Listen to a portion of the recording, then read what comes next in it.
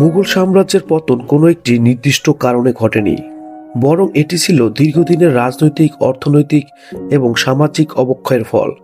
মূলত 1707 সালে সম্রাট আওরঙ্গজেবের মৃত্যুর পর থেকেই এই পতন শুরু হয়। আওরঙ্গজেবের পরবর্তী সম্রাটরা যেমন বাহাদুর শাহ, ফররুখশিয়ার, মোহাম্মদ শাহ ছিলেন অত্যন্ত দুর্বল এবং অযোগ্য। তারা বিশাল এই সাম্রাজ্য পরিচালনার পরিবর্তে বিলাসিতা ও রাজকীয় ষড়যন্ত্রে বেশি মত্ত থাকতেন। এর ফলে কেন্দ্রীয় শাসন ব্যবস্থা ভেঙে পড়ে। মুঘল রাজবংশে রাজা মারা গেলে কে পরবর্তী রাজা হবেন তার কোনো সুনির্দিষ্ট নিয়ম ছিল না। ফলে প্রতিটি সম্রাটের মৃত্যুর পর রাজকুমারদের মধ্যে রক্তক্ষয়ী যুদ্ধ শুরু হতো। এতে শুধু রাজপরিবারের শক্তি কমেনি, বরং সেনাবাহিনীরও মনোবলও ভেঙে যায়।